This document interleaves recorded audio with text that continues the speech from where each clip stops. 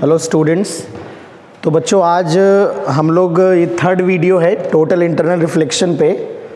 इससे पहले दो वीडियोस में हम कुछ डेफिनीशन और कुछ इम्पॉर्टेंट क्वेश्चंस डिस्कस कर चुके हैं और इसमें हम और कुछ एग्जांपल्स कुछ एप्लीकेशन डिस्कस करेंगे टीआईआर की।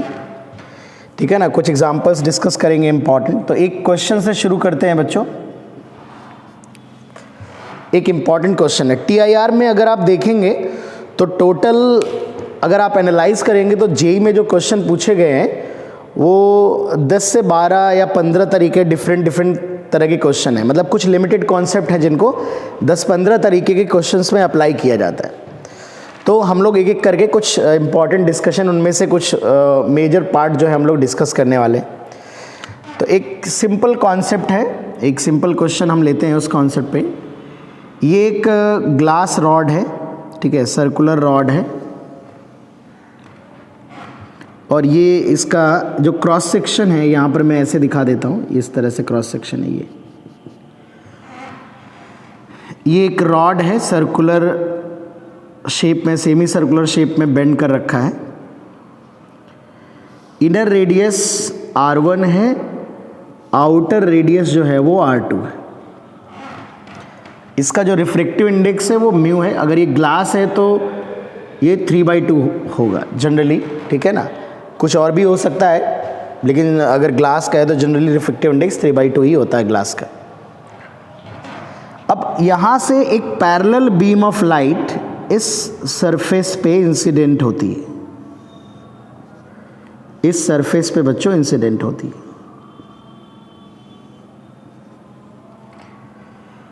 तो इस पे एक सिंपल क्वेश्चन बनता है।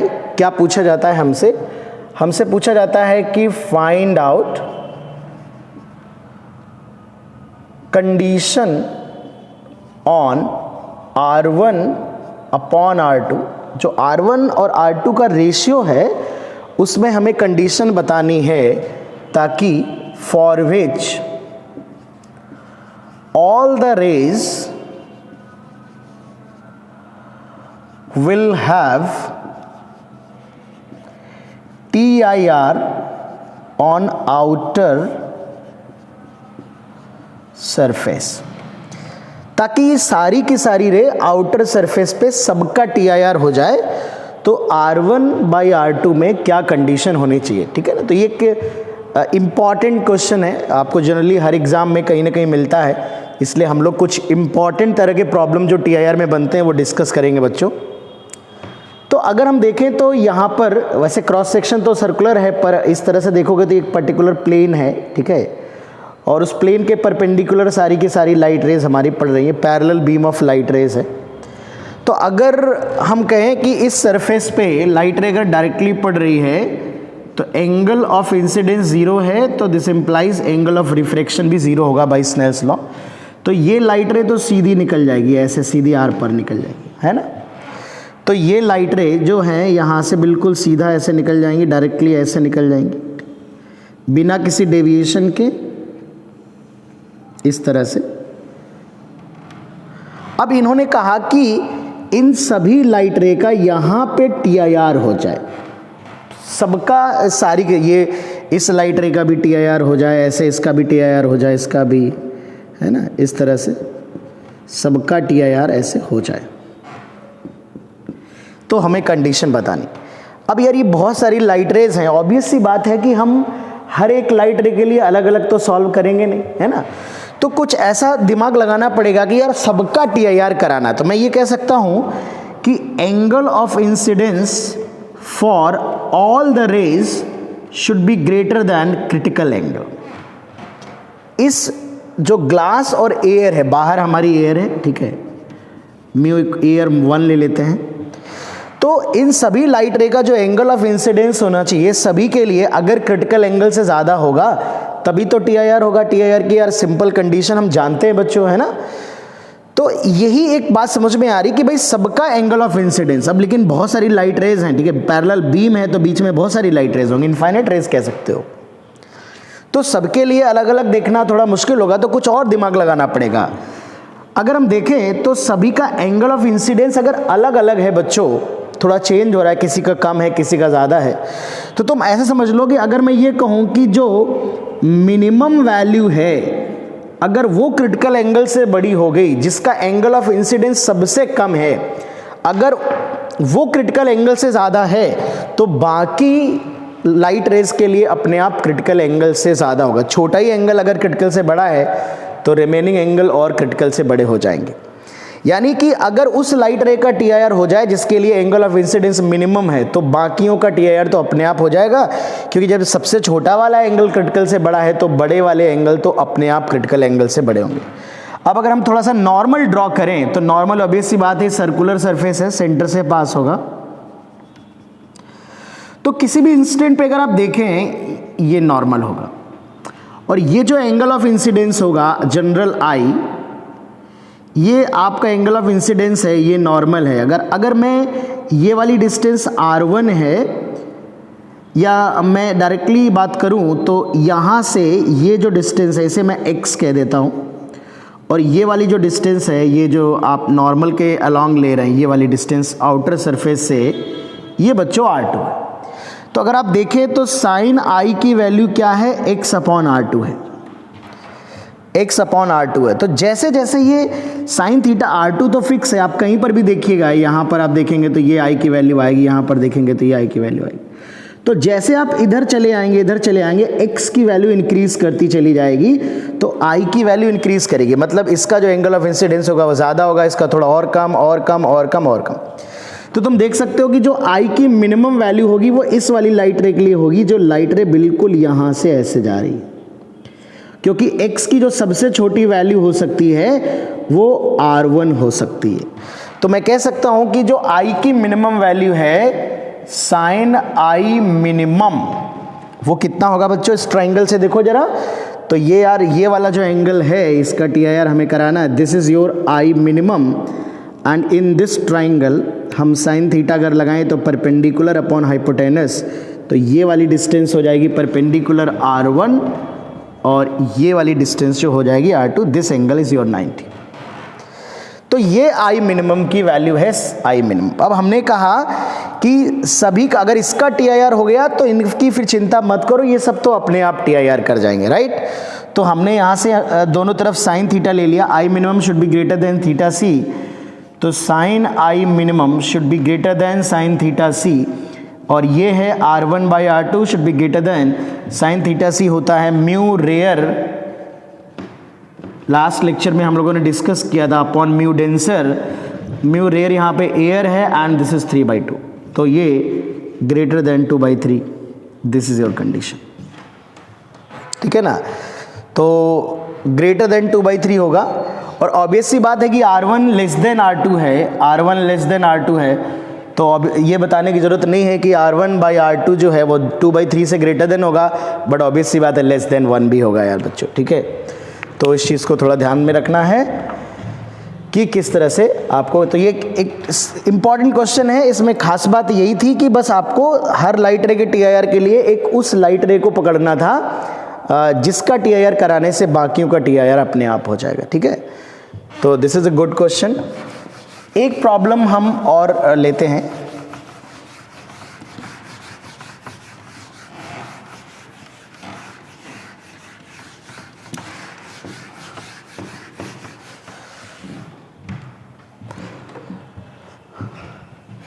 इसे हम लोग एक बार जेई में काफ़ी इम्पॉर्टेंट टाइप क्वेश्चन आ चुका है, और इसे हम लोग ऐसे भी लिख सकते हैं, field of view of a fish. ये मैंने एक हेडिंग दी है, अभी हेडिंग की बात बाद में देंगे, करेंगे कि क्यों हेडिंग दी है।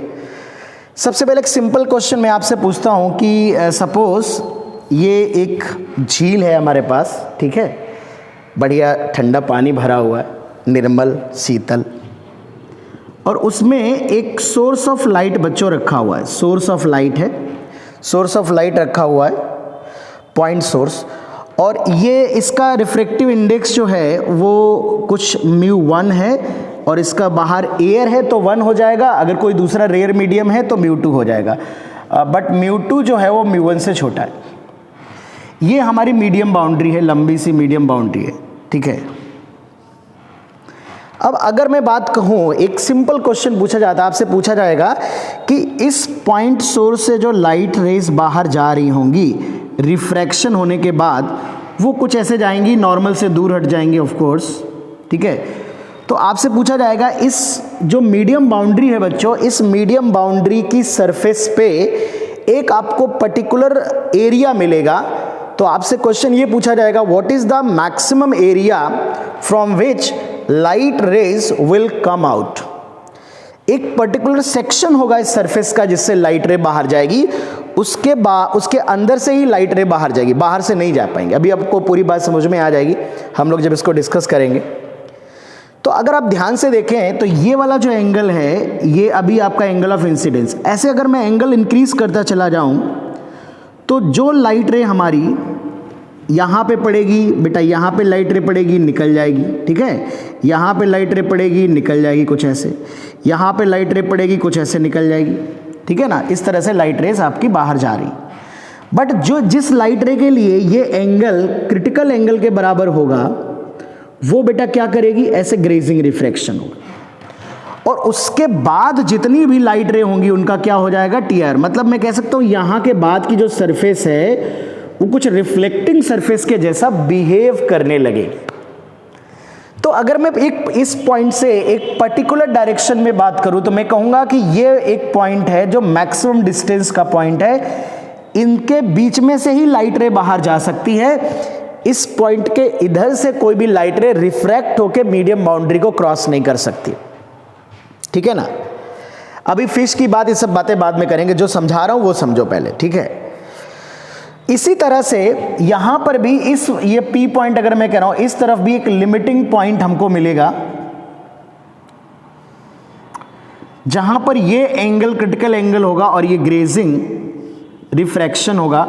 इसके बीच में से लाइट रे बाहर निकल जाएंगी, बट इसके यहां से लाइट रे जो होगी वो रिफ्लेक्ट होती जाएंगी। तो ये जो सरफेस होगी वो रिफ्लेक्टिंग सरफेस की तरह बिहेव करेगी। मतलब ये जो मीडियम बाउंड्री है, ये मीडियम बाउंड्री, उसके नीचे पॉइंट सोर्स है, तो एक ये लिमिटिंग पॉइंट यहाँ मिलेगा, एक यहाँ मिलेगा।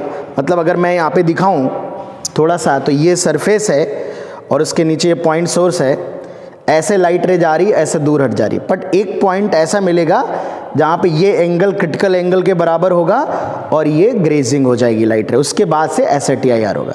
सिमिलरली इस डायरेक्शन में मिलेगा ये पॉइंट, ये क्रिटिकल एंगल है और उसके बाद TIR हो जाएगी। ऐसे ही वाटर सरफेस ऐसी हॉरिजॉन्टल है, यहाँ पर भी पॉइंट मिलेगा, इस तरह से TIR होगा, यहाँ पे पॉइंट मिलेगा, इस तरह से TIR होगा। तो अगर इस पूरी सरफेस पे मैं इस P पॉइंट के चारों तरफ इक्वल डिस्टेंस पे वो बाउंड्री अगर बनाऊंगा तो एक सर्कुलर रीजन आएगा बच्चों, ये एक सर्कुलर रीजन आएगा। और अगर मैं इस लिमिटिंग रे को रोटेट कर दूं, ये लिमिटिंग रे जो कि नॉर्मल के साथ क्रिटिकल एंगल बना रही होगी, यहाँ पर भी नॉर्मल के साथ क्रिटिकल बनाएगी, यहाँ पर भी नॉर्मल के साथ, आप देख सकते हैं ये नॉर्मल और रे, तो ये एक कोन टाइप बन जाएगा। बट जो लिक्विड सरफेस होगी, उस लिक्विड सरफेस पे जो रीजन होगा वो डेफिनेटली एक सर्कुलर रीजन होगा। तो मैं कह सकता हूं कि जो लाइट रे बाहर आएंगी एक पर्टिकुलर रीजन से बाहर आएंगी और वो जो रीजन होगा वो सर्कुलर रीजन होगा। वो सर्कुलर रीजन होगा जिस सर्कुलर रीजन से लाइट रेज बाहर आने वाली।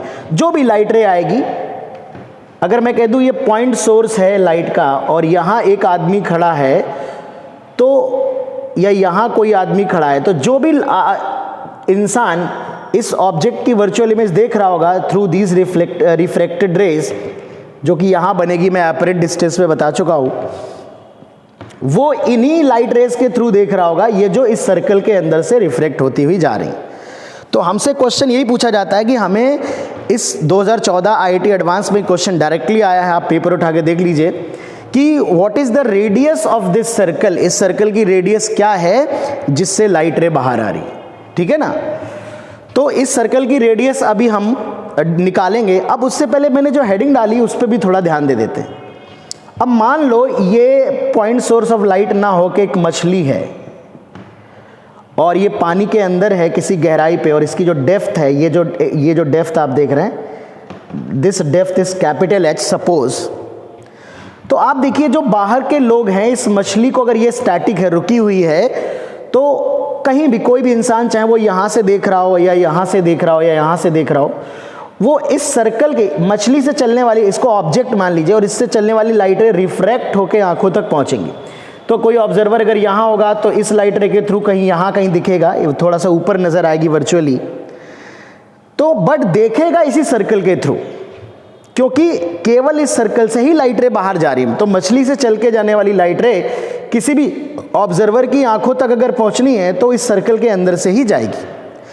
तो अगर मुझसे एक क्वेश्चन पूछा जाए कि अगर मैं कितना रीजन, अगर एक मैं फ्लोटिंग डिस्क बनाऊं, एक सर्कुलर डिस्क बनाऊं लकड़ी की और पानी पे ढक दूं, तो मुझसे क्वेश्चन पूछा जा सकता है कि बताइए मिनिमम एरिया क्या होना चाहिए डिस्क का, ताकि वो डिस्क हम पानी पे रख दें, फ्लोट करने लगे और ये मछली दिखना बंद हो जाए।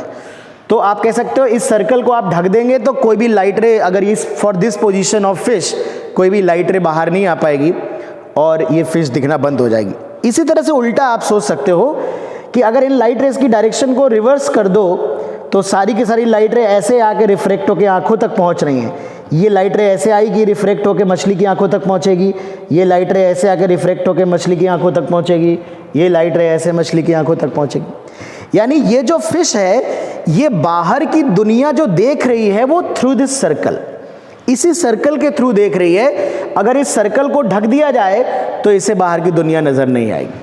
तो इसीलिए ये वो एरिया है, या field of view of fish कह सकते हो, कि कोई भी ऑब्जेक्ट जो बाहर के ऑब्जेक्ट है उसको जो फिश देखेगी वो इसी रीजन के थ्रू देखेगी। अगर ये रीजन ढक दिया जाए तो फिश को बाहर की चीज़ें नज़र नहीं आएगी। वो बात अलग है कि एक मूविंग चीज़ है, फिश अगर थोड़ा इधर आ जाएगी तो सर्कल उसका चेंज हो जाएगा, क्योंकि जो फिश है सर्कल का सेंटर उसको ठीक मिलाने वाली लाइन के इस पॉइंट पे लाई करे। This P point will be the circle centre of the circle, sorry.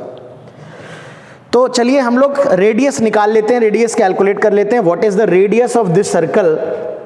हमसे रेडियस ऑफ सर्कल पूछा जाता है, find out radius of this circle. तो सबसे पहले अगर ये μ1 है, ये μ2 है, ये डेंसर, ये रेयर है, और ये मैं फिर से क्लीन डायग्राम बना देता हूँ। तो ये लिमिटिंग रे वाला डायग्राम मैं बनाऊंगा। ये क्रिटिकल एंगल है, ये लाइट रे इधर जा रही है, ये क्रिटिकल एंगल है, ये लाइट रे इधर जा रही है। तो दिस इज योर सर्कल, ये रेडियस r है, ये हाइट h है। तो यहाँ पर अगर हम साइन थीटा सी की वैल्यू, सब लोग जानते हैं साइन थीटा सी की वैल्यू क्या होती है, it is mu rarer upon mu denser, so μ2 by μ1।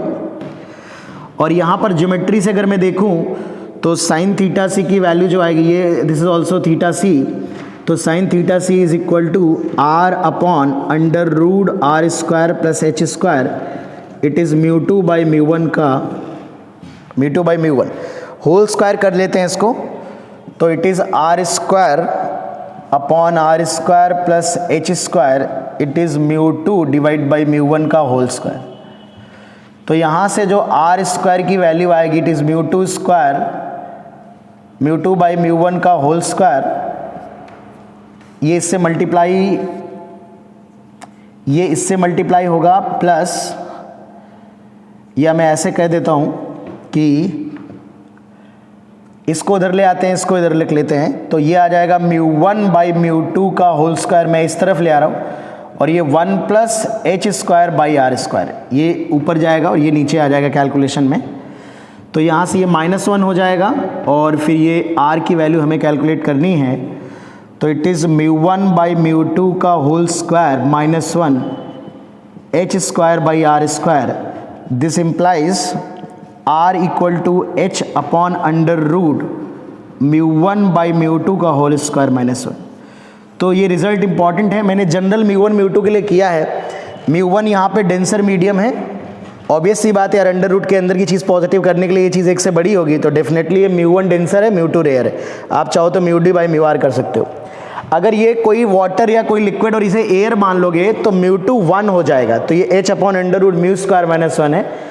मैं जानबूझ के जनरल फॉर्मूला आपको डिराइव कराना चाहता था। तो ये जो सर्कल का रेडियस आया बच्चों, ये बेहद इंपॉर्टेंट है, ये बिल्कुल आपको अच्छे से याद रखना है, इस पे क्वेश्चन बनता है और जेईई एडवांस 2014 में क्वेश्चन आया। एक इस टॉपिक से रिलेटेड एक और अच्छी बात पूछी जाती है, वो पूछी जाती है percentage of total light energy that comes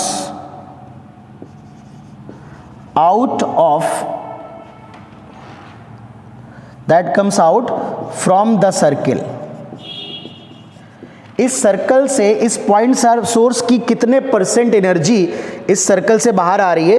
यहां पर हम ये मान के चल रहे हैं कि 100% रिफ्रैक्शन है, हालांकि ऐसा होता नहीं है, पार्शियल रिफ्लेक्शन को हम इग्नोर कर रहे हैं, ठीक है बेटा। तो यहाँ इसका मैं डायरेक्टली आपको फॉर्मूला बताने वाला हूँ, क्योंकि यहाँ पर थोड़ा सॉलिड एंगल का कॉन्सेप्ट यूज होता है। इलेक्ट्रोस्टैटिक्स में हम लोग सॉलिड एंगल की बात करेंगे और तब इसको एक बार और रिकॉल कर लूँगा। अभी मैं आपको सिंपल फॉर्मूला बता रहा हूँ कि कैसे आप इसको याद रखोगे, ठीक है। तो इसका फॉर्मूला यार बेहद इंपॉर्टेंट है। तो परसेंटेज आप जब भी लिखना हो या फ्रैक्शन लिखना हो तो इट इज़ 1/2, ठीक है। सॉलिड एंगल होता है कि ये जो सर्कुलर एरिया है ये इस पॉइंट पे कितना सॉलिड एंगल बना रहा है उसके हिसाब से आता है। मैं अभी मेथड नहीं बता रहा हूँ। या आप ऐसे कह सकते हो कि पॉइंट सोर्स है तो जो टोटल एनर्जी निकलेगी वो 100% एनर्जी निकलेगी 4 पाई के सॉलिड एंगल पे।